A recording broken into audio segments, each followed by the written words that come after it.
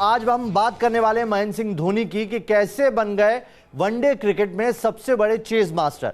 इसके अलावा बात करेंगे विराट कोहली और अनुष्का शर्मा की, जो सीरीज के बाद रिलैक्स मूड में नजर आ रहे हैं। साथ ही साथ आपको यह भी बताएंगे कि चहल टीवी में किसकी एंट्री हुई है। लेकिन सबसे पहले बात करते हैं टीम इंडिया के सुपरस्टार धोनी की, जिसने अकेले अपने दम पर ही ऑस्ट्रेलियाई सरजमी पर इतिहास रच दिया, जिसके बाद पूरे वर्ल्ड क्रिकेट में धोनी की धूम मची हुई है।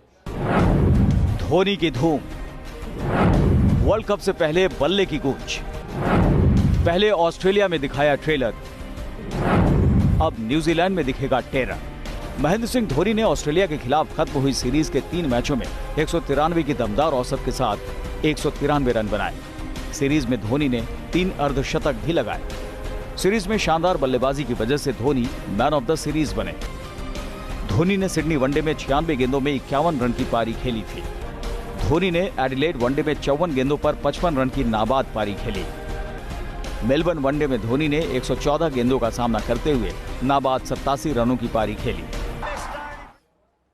तो चलिए इसी पर बात करेंगे। हमारे साथ हमारे क्रिकेट एक्सपर्ट मनीष सर जुड़े हुए हैं। मनीष सर, ये बताइए कि ना सिर्फ माही के फैंस के लिए ये अच्छी खबर है, बल्कि टीम इंडिया के लिए भी एक अच्छी खबर है, माही का वापस से फॉर्म में आना। अच्छी नहीं, ये बहुत अच्छी खबर है, क्योंकि पहले मैच में भी जिस तरह से उन्होंने बैटिंग की थी, इतना टाइम ले लिया था सेटल होने के लिए, तब भी ऐसे ही लग रहा था कि धोनी के बैट पर बॉल ठीक से लग नहीं रही है। और अगर ऐसे ही चलता रहा, पहले मैच के बाद 11 ही मैच रह गए थे वर्ल्ड कप के पहले, तो फिर वर्ल्ड कप तक क्या होगा? क्योंकि अटकलें ये भी लगने लगी थी कि अगर धोनी लय में नहीं आते, अगर धोनी फॉर्म में नहीं आते, तो क्या सिलेक्टर्स, क्या कोच, क्या कैप्टन इस तरह का डिसीजन ले पाएंगे कि महेंद्र सिंह धोनी को वर्ल्ड कप के पहले ड्रॉप करें।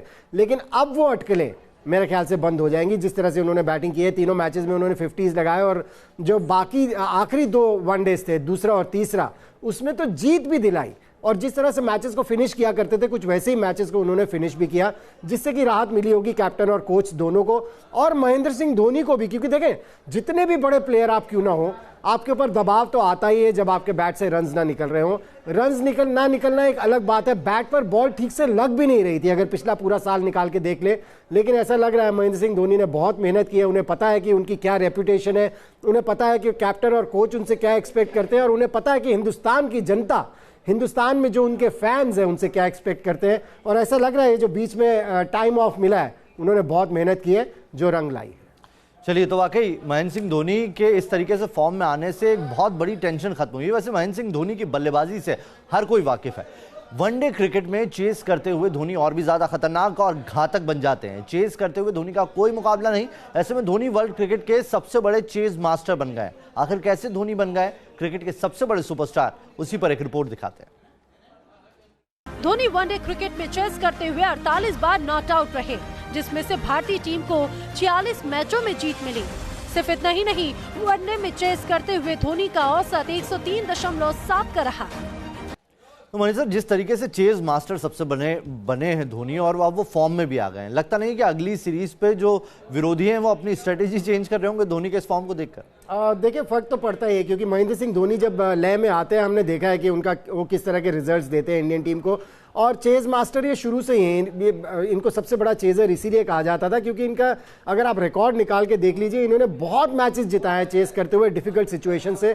और उसका सबसे बड़ा कारण ये है, ये काम रहते हैं। जब आप काम रहते हैं, आपकी डिसीजन मेकिंग बढ़िया रहती है, पॉजिटिव रहती है। और वही बात कैप्टन कोहली ने भी कही है।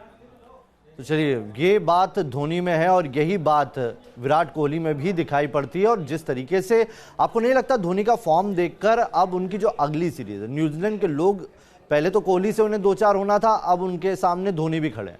देखिए, पहले क्या हो रहा था, इंडियन टीम की बहुत ज़्यादा डिपेंडेंस हो गई थी पहले 3 बैट्समैन के ऊपर। लेकिन जो आखिरी वनडे में नंबर 4 पर बैटिंग कराई है, मुझे लगता है धोनी के लिए यही नंबर सूट करता है, क्योंकि धोनी को थोड़ा सा वक्त लगता है सेटल होने में। लेकिन देखिए, सेटल होने के बाद उन्होंने किस तरह से पेश किया अपनी इनिंग्स को। दूसरे वनडे में भी, तीसरे वनडे में भी, पहले वनडे में भी उन्होंने कोशिश की, लेकिन आउट हो गए थे।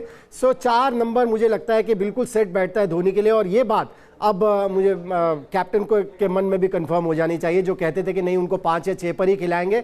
लेकिन रोहित शर्मा जैसे वाइस कैप्टन है टीम के, उन्होंने कहा कि उनको 4 नंबर पर खिलाया जाना चाहिए।